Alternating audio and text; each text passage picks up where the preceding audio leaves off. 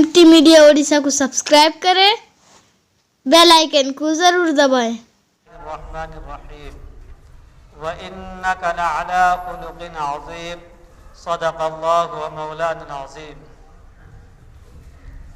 दिल से जो बात निकलती है असर रखती है, दिल से जो बात निकलती है असर रखती है, पर नहीं मगर ताकत परवाज़ रखती है। सामाईन हजरात और जामिया से दिली ताल्लुक़ रखने वाले, आज का ये दिन हमारे लिए बहुत ही काबिल तारीफ़ और बाबरकत दिन है। हम यहाँ पर जमा होते हैं और यहाँ पर हमें कुछ सुनने और सुनाने का मौका मिलता है। ये हमारे लिए बहुत ही गनीमत और फुर्सत मिली है। हमको इसको गनीमत समझना चाहिए। तो जो लोग दूर बैठे हैं उनसे गुजारिश है कि वह करीब आ जाए और आगे चल करके अपनी जगह ले लें, इसलिए कि हदीस शरीफ के अंदर आया है कि जो शख्स मस्जिद के अंदर अगली सफ़ों के अंदर नमाज पढ़ते हैं उसको सबसे ज़्यादा सवाब मिलता है। तो हम और आप जो यहाँ पर आए हैं बहुत दूर दूर से चल करके आए हैं और सिर्फ इसलिए आए हैं हम यहाँ पर आकर के 2 रकात नमाज अदा करेंगे और सिर्फ सवाब की नीयत से आए हैं। तो हदीस शरीफ के अंदर है कि अगर हमें और आपको मालूम हो जाए कि अगली सफ के अंदर नमाज पढ़ने से कितना सवाब मिलता है, हम और आप तलवार लेके तैयार हो जाएंगे। खैर, ये दूसरी बात थी। मैंने कुरान करीम की एक आयत पढ़ी है, व इन्नका लअला खुलुकिन अज़ीम, कि आप सल्लल्लाहु अलैहि वसल्लम का जो अखलाक था वह अजीम अखलाक थे। हम दुनिया के अंदर आए हैं और दुनिया के अंदर हम रहते हैं और बसते हैं और हम अपनी ज़िंदगी गुजारते हैं। तो हमारा ताल्लुक़ बहुत सारे लोगों से होता है और ताल्लुक़ करना भी पड़ता है। कभी हमारा ताल्लुक़ छोटे बच्चों से होता है और कभी हमारा ताल्लुक़ नौजवानों से होता है और कभी हमारा ताल्लुक़ घर के अफराद से होते हैं। और इसी तरीके से अगर तिजारत करने वाले होते हैं तो उनका ताल्लुक़ ताजिर लोगों से होता है, बड़े बड़े ताजिर लोगों से होता है। सरमायाकारों का सरमायाकारों से ताल्लुक़ होता है। यानी हर एक इंसान जो इस दुनिया के अंदर बसता है वह तन्हा ज़िंदगी नहीं गुजार सकता है। उसको ज़िंदगी गुजारने के लिए किसी ना किसी का साथ चाहिए, किसी ना किसी से ताल्लुकात चाहिए। उस ताल्लुकात को बेहतर बनाने के लिए, उस ताल्लुक़ को बेहतरीन तरीके से सांचे में डालने के लिए और अपने आप को सही माने में हक़ की दाई बनने के लिए ये ज़रूरी है कि हम अपने तमाम ताल्लुकात वालों का, हम अपने तमाम मिलने वालों का अगर छोटे हैं उनका भी ख्याल किस तरीके से किया जाता है। यानी हर एक ताल्लुक़ रखने वालों से उसके मिजाज के मुताबिक, उनके अखलाक के मुताबिक और उनके किरदार के मुताबिक उनके साथ मुआमला करना ज़रूरी है। अगरचे फी नफ्सी दीन के अंदर वो काम जायज़ ही हो, हलाल और हराम ना हो, तब भी उसके अंदर ये बात ज़रूरी है कि हम अपने ताल्लुकात रखने वालों से, अपने तमाम मिलने जुलने वालों से ये होनी चाहिए कि हम उनके आदत के मुताबिक काम करें।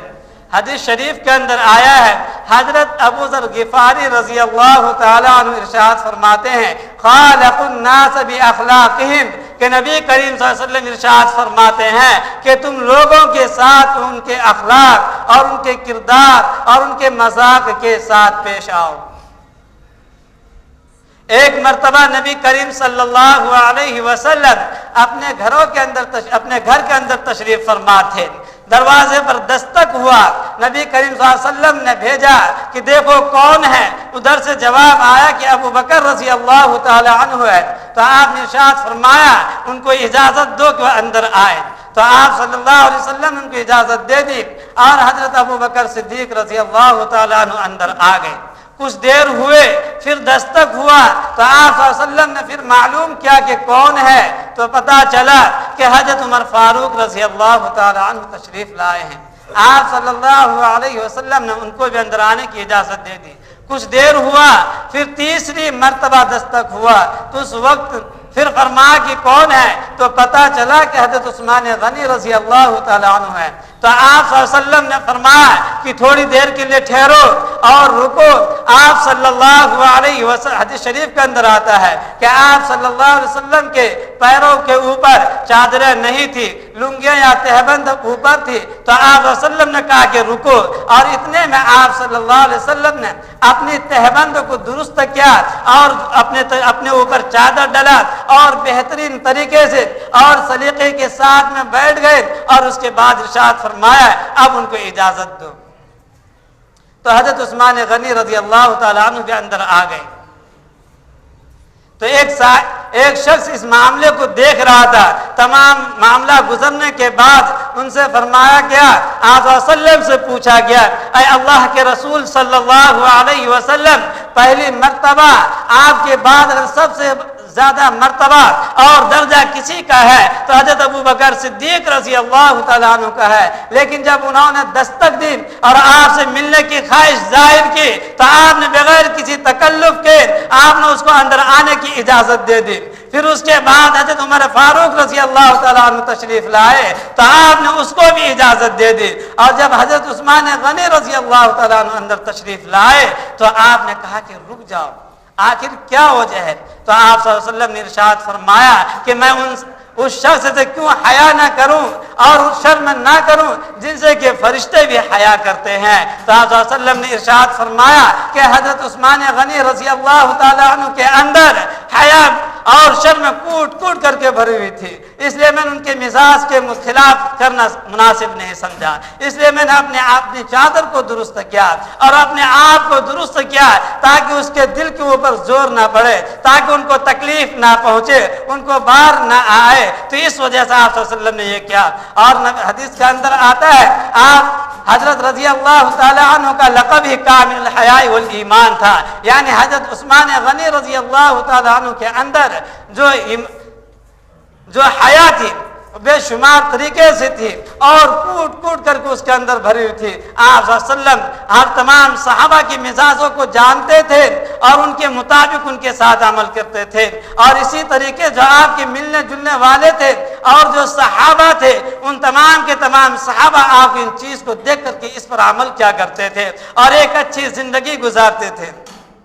ایک مرتبہ حضرت عمر فاروق رضی اللہ تعالیٰ عنہ تشریف لائے تو آپ صلی اللہ علیہ وسلم نے ارشاد فرمایا کہ آج رات میں نے ایک خواب دیکھی ہے، میں نے خواب یہ دیکھا ہے کہ میں جنت کے اندر ہوں اور جنت کے اندر ایک بہت ہی بڑا اور خوبصورت اور دلکش اور خوشنما ایک محل ہے اور ایک منزل ہے، میں اس خوبصورتی کو دیکھ کر کے میرا دل چاہا کہ میں اس کے اندر چلا جاؤں۔ پہلے میں نے معلوم کیا تو پتا چلا یہ حضرت عمر فاروق رضی اللہ تعالی عنہ کا مکان ہے، لیکن جب میں نے اندر جانے کا ارادہ کیا، جب وہاں تک پہنچا پھر خیال آیا کہ حضرت عمر فاروق رضی اللہ تعالی عنہ کے اندر غیرت ہے، اگر ان کے اجازت کے بغیر اگر میں ان کے محل کے اندر چلا جاؤں گا تو ان کو غیرت آئے گی۔ جب یہ واقعہ حضرت عمر فاروق رضی اللہ تعالیٰ عنہ کے سامنے آپ صلی اللہ علیہ وسلم نے بیان کیا تو حضرت عمر فاروق رضی اللہ تعالیٰ عنہ رونے لگے اور آنکھ سے آنسو جاری ہو گئے اور کہنے لگے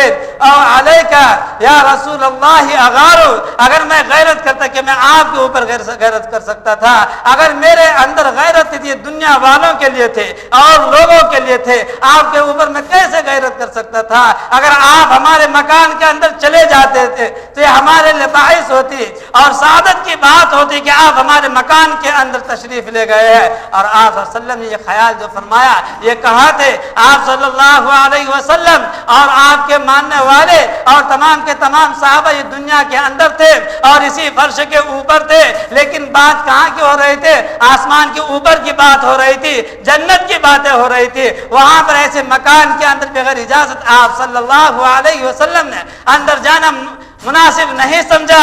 اور آج ہم کتنے ایسے لوگ ہیں اگر کسی سے ملنے جاتے ہیں یا کسی کے دروازے پر دستک دینے کے لیے جاتے ہیں یا کسی کام سے جاتے ہیں بغیر کسی اجازت کے اور بغیر کسی اطلاع کے وہاں پر پہنچ جاتے ہیں اور اندر بڑھ جاتے ہیں۔ اب اندر کیسے ہے یا نہیں ہے یہ آپ خود اندازہ اس وقت لگا سکتے ہیں۔ آپ نبی کریم صلی اللہ علیہ وسلم کے اس واقعہ سے آپ بخوبی اندازہ لا سکتے ہیں جب دنیا کے آسمان کے اوپر کی باتوں کے اوپر اتنا عمل کرنے والے ہیں تو دنیا کے اندر کیسے عمل کیا کرتے تھے۔ ان تمام چیزوں کا ہمیں بھی خیال کرنی ہے۔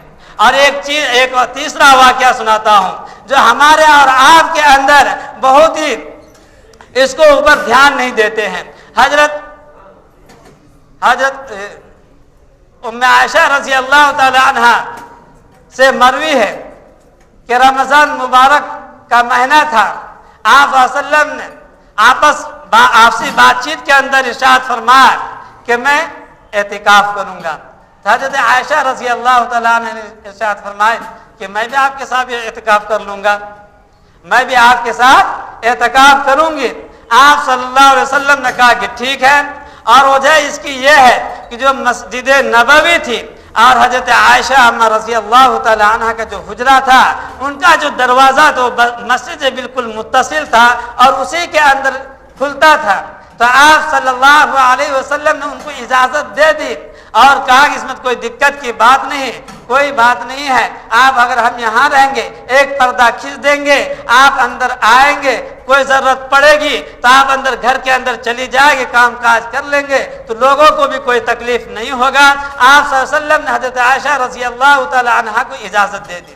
جب 20 رمضان ہوا آپ کسی کام سے باہر تشریف لے گئے، جب وہاں سے شام کے وقت آ کر کے دیکھا کہ مسجد کے صحنوں کے اندر خیمے در خیمے لگے ہوئے ہیں، یعنی اور بیویوں کو جب پتہ چلی کہ آپ صلی اللہ علیہ وسلم نے حضرت عائشہ صدیقہ رضی اللہ تعالیٰ عنہ پہ اعتکاف کرنے کی اجازت تھی، کیونکہ تمام صحابیات تھی، آپ صلی اللہ علیہ وسلم کی بیویاں تھی اور سب چاہتی تھی کہ ہم آپ صلی اللہ علیہ وسلم کے ساتھ اعتکاف کرائیں، اور ایسے نیکی کا معاملہ ہم کیوں چھوڑ دیں؟ جب ان کو اجازت دی ہے تو ضرور مجھے بھی اجازت مل جائیں گے۔ آپ صلی اللہ علیہ وسلم تو تھے نہیں اور انہوں نے تمام کی تمام ازواج مطہرات نے اپنے خیمے نصب کروا لیے تھے۔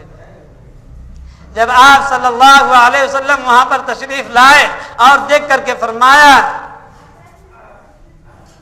کیا یہ لوگ نیکی کرنا چاہتی ہے؟ یہ کیا وجہ ہے؟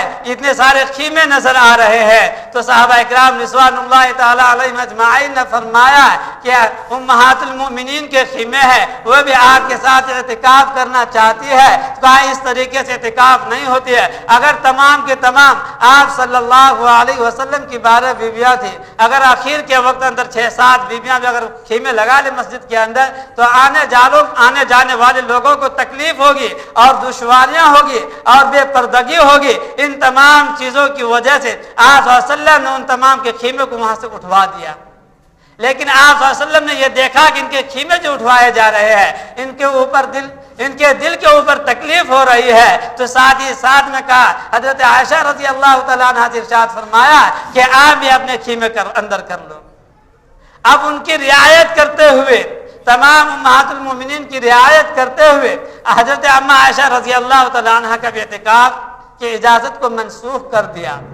جب ان تمام چیزوں کو دیکھا کہ حضرت عائشہ رضی اللہ تعالیٰ عنہ کے دل کے اوپر تکلیف ہو رہی ہے، اس کو تو ایک الگ طریقے سے ہم نے ان کو اجازت دی تھی اور ان کا معاملہ کچھ اور تھا اور معاملہ کچھ اور ہو گیا، لیکن پھر بھی ایک چیز تھی جو دل کے اندر خواہش تھی کہ اس رمضان مبارک کے اندر نبی کریم صلی اللہ علیہ وسلم کے ساتھ میں ہم دونوں مل کر کے اعتکاف کریں گے۔ یہ سعادت نصیب نہیں ہوئی تو ان کو تکلیف ہوئی، تو نبی کریم صلی اللہ علیہ وسلم نے ارشاد فرمایا کہ اس سال میں بھی اعتکاف نہیں کروں۔ یہ دل کی رعایت کرتے ہوئے آپ صلی اللہ علیہ وسلم نے، اور یہ پہلی مرتبہ ایسا ہوا کہ اپنی زندگی کے اندر نبی کریم صلی اللہ علیہ وسلم نے اپنے اعتکاف کو منسوخ کر دیا، اور یہ صرف اور صرف اس وجہ سے کہ حضرت اما عائشہ رضی اللہ تعالی عنہ کے دل کی خاطر، یہ کیا دل کی خاطر اپنا بھی اعتکاف منسوخ کر دیا اور آئندہ سال پھر آپ نے 10 کے بجائے 20 دن کے اعتکاف کیے ہیں اور اس کی بھی قضا کی ہے۔ یہ اسی طریقے سے ہمیں چاہیے۔ ایک واقعہ اور یاد آ رہی ہے، حضرت مولانا عبدالحی لکھنوی رحمۃ اللہ علیہ کا واقعہ ہے۔ وہ بہت زیادہ بزرگ تھے اور بہت بڑے عالم بھی تھے اور اس کے بہت سارے مریدین میں سے تھے۔ تو آپ مولانا کا یہ واقعہ ہے اور ان کا یہ معمول تھا کہ روزانہ عصر سے لے کر کے مغرب کے وقت تک مسجد کے اندر اعتکاف کی نیت سے بیٹھتے تھے اور بیٹھ کر کے اللہ تبارک و تعالیٰ کے ذکر وغیرہ کیا کرتے تھے، تسبیحات وغیرہ پڑھتے تھے۔ لیکن جو متوسلین ہوتے ہیں، جو ان کے متبعین ہوتے ہیں، جیسا پیر ہوتا ہے اسی کے نقش قدم پر چلنے کی پوری کوشش کرتا ہے۔ تو ان میں سے ایک شخص تھا، تو انہوں نے بھی ایسا ہی کیا۔ جب انہوں نے ایسا کیا تو ایک دن اس کی بیوی نے ان کو پکڑ لیا اور کہا کہ آپ دن بھر جب سورج نکلتا ہے تو آپ گھر سے باہر رہتے ہیں اور عصر کے وقت آپ مسجد کے اندر گھر میں تشریف لاتے ہیں اور ہم دونوں عصر سے لے کر کے مغرب تک ایک ساتھ رہتے تھے، بات چیت کیا کرتے تھے، ہنسی مذاق کیا کرتے تھے، دل کی کچھ باتیں ہو جایا کرتی تھی، ہم اور آپ ایک دوسروں کی باتوں کو سن لیا کرتے تھے۔ لیکن کچھ دنوں سے میں دیکھ رہا ہوں کہ آپ یہ وقت بھی آپ مسجد کے اندر لگا رہے ہیں۔ تو یہ واقعہ اس صاحب نے حضرت مولانا عبدالحی لکھنوی علیہ الرحمہ کے سامنے پیش کیا۔ جب پیش کیا تو انہوں نے کہا کہ دیکھیے آپ کی جو بیوی کہہ رہی ہے، آپ کی صاحبہ جو کہہ رہی ہے، آپ کی محترمہ جو کہہ رہی ہے، یہ اچھی بات ہے، اور جو میں کہہ رہا تھا یہ صرف یہ مستحب عمل تھا، ایک ذکر و اذکار کی بات تھی، اور ان کا بھی کوئی حق ہوتا ہے کہ ان جو کہہ رہے ہیں وہ ٹھیک کہہ رہی ہے۔ آپ ایک کام کریے، اگر جس طریقے سے آپ سے جتنا ہو سکے آپ گھر کے اندر رہ کر کے آپ نماز کی قرآن کریم کی تلاوت کیجیے، نماز پڑھے اور تسبیح وغیرہ کے اندر آپ لگے رہیے۔ یہ آپ کو ثابت نہیں ملے گا جتنا آپ مسجد کے اندر رہ کر کے آپ تسبیحات وغیرہ پڑھتے ہیں۔ تو یہ چیز ہے، اس لیے کہ بیویوں کا بھی ہمارے اوپر کچھ حقوق ہے۔ ایک واقعہ اور یاد آ رہا ہے، حدیث کی کتابوں کے اندر جب حدیث بیان کرتے ہیں بخاری مسلم کے اندر، اس کے سند کے اندر عبداللہ ابن عبد ربہ کا ایک سند آتے ہیں، اس کے اندر ہے عبداللہ ابن عبد ربہ، باپ کا بھی نام عبداللہ ہے اور بیٹے کا بھی نام عبداللہ ہے۔ یعنی باپ نے جب دیکھا کہ میرا بیٹا عبداللہ جب جوان ہو گیا تو اس کی شادی کی، اور شادی کرنے کے بعد میں کیا ہوا، جب شادی کر دی تقریباً 1.5-2 مہینے کے بعد میں اپنی بہو کو بلایا اور بلانے کے بعد میں کہا کہ اے بہو ہمارے لڑکے کو آپ نے کیسا پایا۔ اب ان کا جواب سنیے بہو نے کہا کہ آپ کا لڑکا بہت ہی شاکر ہے، صابر ہے، صلاۃ کے پابند ہے، رات میں نماز پڑھتے ہیں اور دن میں روزہ رکھتے ہیں۔ یہ سننا تھا۔ حضرت عبداللہ کے والد محترم کا دماغ گھوم گیا اور کہا کہ یہ کیا ہو گیا، کیا شادی اس کا اسی لیے کرایا تھا کہ رات میں جا کر کے مسجد کے اندر جا کر کے یہ تو قرآن کریم کی تلاوت کرے اور نماز پڑھے اور دین کے اندر روزہ رکھے، اس لیے کہ آپ جب جوان ہو گئے ہیں تو آپ کو بیوی کی ضرورت پڑتی ہے، ہم نے بیوی لا کر کے دے دیا ہے۔ لیکن مطلب یہ ہے کہ جب آپ رات کو نماز پڑھتے ہیں اور دن کے اندر روزہ رکھتے ہیں تو مطلب یہ ہوا کہ آپ بیوی کو وقت نہیں دیتے ہیں۔ تو فوراً نبی کریم صلی اللہ علیہ وسلم کے پاس گئے اور کہا کہ شادی کو تقریباً 1 مہینے سے زائد ہو چکے ہیں۔ جب میں نے حال یہ دریافت کیا اپنے بہو سے، انہوں نے یہ فرمایا، تو کہا کہ آپ ان کو سمجھائیں، کہ یہ مجھ سے نہیں ہو پائے گا، آپ سمجھا دیں۔ تو نبی کریم صلی اللہ علیہ وسلم نے موقع دیکھا اور ان کو بلایا اور ان سے کہنے لگے، اے عبداللہ، جس طریقے سے آپ کے اوپر قرآن کریم کا حق ہے آپ قرآن کریم کی تلاوت کریں، اگر روزے کا آپ کے اوپر حق ہے کہ آپ رمضان مبارک کے روزے رکھیں، اور اسی طریقے سے آپ کے بدن کا بھی آپ کے اوپر حق ہے کہ آپ ایک دن افطاری بھی کریں۔ اگر آپ کے اوپر آپ کے اندر آنکھ ہے تو آنکھ کا بھی حق ہے کہ اس کو بھی کچھ آرام پہنچائے. اگر آپ کے پاس بیوی ہے تو آپ کے لیے ضروری ہے آپ نے بیویوں کا بھی خیال رکھے اور ان کے بھی حقوق کو پورا کرے. تو انہوں نے کہا کہ ٹھیک ہے. تو کہا کہ رات کے اندر میں قرآن کریم تلاوت کرتا ہوں. کہا کتنا کر لیتے ہو؟ کہا کہ رات کے اندر 1 مرتبہ قرآن کریم ختم کر لیتا ہوں, روزانہ 1 مرتبہ کر لیتا ہوں. تو آپ صلی اللہ علیہ وسلم نے ارشاد فرمایا کہ نہیں 3 دن میں ختم کیا کرو. کہا کہ نہیں ہو پائے گا. خوب کوشش اور محنت کرنے کے بعد میں نہیں مانا. آخر ایک تقریباً منزل کا انہوں نے اجازت چاہے. تو آپ صلی اللہ علیہ وسلم نے کہا ٹھیک ہے 1 ہفتے کے اندر آپ قرآن کریم کی قرآن کریم کو ختم کر لیا کریں. لیکن جب اس کو عمر جب بوڑھے ہو گئے تو ان کو افسوس ہونے لگا کہ اب جو بدن کی جو طاقت ہے یہ ساتھ نہیں دے رہا ہے. جس وقت نبی کریم صلی اللہ علیہ وسلم فرمایا کرتے تھے اگر آپ صلی اللہ علیہ وسلم کی بات کو مان لیتا تو آج اتنی مشقت اور پریشانی ہمیں نہ اٹھانا پڑتا. تو یہی ہے کہ ہمیں چاہیے کہ جس طریقے سے اپنا حق ہوتا ہے اسی طریقے سے دوسروں کے حق کو بھی اپنے مد نظر رکھے اور سامنے رکھے اور اسی کے مطابق عمل کرے. اور جس طریقے سے ہمارا حق ہوتا ہے اسی طریقے سے ہمارے والدین کا بھی حق ہوتا ہے. میں اپنے نوجوانوں سے کہتا ہوں کہ نبی کریم صلی اللہ علیہ وسلم کا سیرت کا مطالعہ کرے اور اس کو اپنے اندر اتارنے کی پوری کوشش کرے. اگر آپ اپنے اندر اتار لیں گے, ہمارے نوجوان اتار لیں گے, ہمارے بڑے اور بوڑھے اور بزرگ اگر اتار لیں گے تو یقین جانیے کہ ہمارا یہ رہنا سہنا, گھر کے اندر اٹھنا بیٹھنا یہ ہمارے لیے ثواب کی چیز بن جائے گی, ہمارے لیے نیکیاں بن جائے گی اور یہ ہمارے لیے عبادت بن جائے گی. صرف ایک چیز کرنا ہے کہ ہمارے ایک چیز کرنا ہے کہ ہماری نیت درست ہو اور نبی کریم صلی اللہ علیہ وسلم کی سیرت پر عمل ہو, سنت کی عمل ہو اور شریعت پر چلنے کی نیت ہو. انشاءاللہ العزیز ہم اور آپ لوگ ایک اچھے گھر کو سنوار سکتے ہیں. اور جب ہمارے گھر کے اندر ایک چھوٹا بچہ ہوتا ہے اگر اس کی تربیت اگر ہم کرنا چاہے اور صحیح طریقے میں اگر ہم تربیت کرنا چاہے, بہت سے لوگوں کی شکایت ہوتی ہے ہمارے لڑکے ہمارے بچے بڑے ہو کر کے ہمارے ساتھ نہیں دیتے ہیں. بات یہی ہے ہم اپنے بڑوں کا خیال نہیں کرتے ہیں, گھر کے اندر جو ہمارے نوجوان ہوتے ہیں ان کا خیال نہیں کرتے ہیں, ہمارے گھر کے اندر جو چھوٹے بچے ہوتے ہیں ان کا خیال نہیں کرتے ہیں. اگر ہمارے گھر کے اندر چھوٹے بچے جو ہوتے ہیں اگر ان کا دل اتنا مناسب ہوتا ہے اور اتنا بہتر ہوتا ہے, اپنے بچوں کے دلوں کی تختیوں کے اوپر جو نقش کرنا چاہے اس کو ہم نقش کر سکتے ہیں, اس کو دلوں کے اوپر بیٹھا سکتے ہیں. ابھی ایک تقریر میں نے سنی ہے ہمارے پڑوس ملک کے حضرت مولانا پیر ذوالفقار صاحب نقشبندی دامت برکاتہم العالیہ جو اس زمانے کے بہت بڑے بزرگ ہیں, بہت بڑے اللہ والے ہیں. انہوں نے ایک واقعہ بیان کیا. ایک مرتبہ میں قرآن کریم کے اپنے کسی کتاب کی تلاوت کر رہے تھے یا قرآن کریم کے میں روم کے اندر تلاوت کر رہا تھا تو ایک بچے کی رونے کی آواز آئی. جب رونے کی آواز آئی تو فوراً میرا ذہن ادھر گیا اور کتاب مطالعہ کرنے کے اندر جو دل لگ رہا تھا وہ نہیں لگا. میں روم سے باہر نکلا اور اپنے بہو کو بلایا آخر کیا ہو جائے گی بچہ رو رہا ہے. تو جب لڑکے کی امی جب لڑکے کے پاس گئی تو دیکھا بچہ فوراً چپ ہو گیا. چپ ہونے کے بعد جب وہاں سے آنے کے بعد میں فرمایا کیا بات تھی, بچہ کیوں رو رہا تھا؟ کہا کہ اصل بات یہ تھی, اصل میں وہ بچے کی جو عمر تقریباً 3 سال کی تھی, تقریباً 3 سال بچے کی عمر تھی. تو اس کی بہو کہنے لگی کہ روزانہ اس بچے کو جوتا میں پہنایا کرتی تھی اور پہلے جوتا دائیں پیر کے اندر پہناتی تھی پھر بائیں پیر کے اندر, لیکن ابھی جو رو رہا تھا اس کی کہانی یہ ہے اس کو میرے علاوہ کوئی اور اس کو جوتا پہنا رہی تھی اور وہ پہلے دائیں کے بجائے بائیں پیر کے اندر جوتا پہنا رہے تھے, اس لیے بچہ رو رہا تھا. جب میں ان کے پاس گئی اور جیسے اس کے دائیں پیر کے اندر جوتا گھسے بچہ چپ ہو گیا. تو یہ ہے شریعت.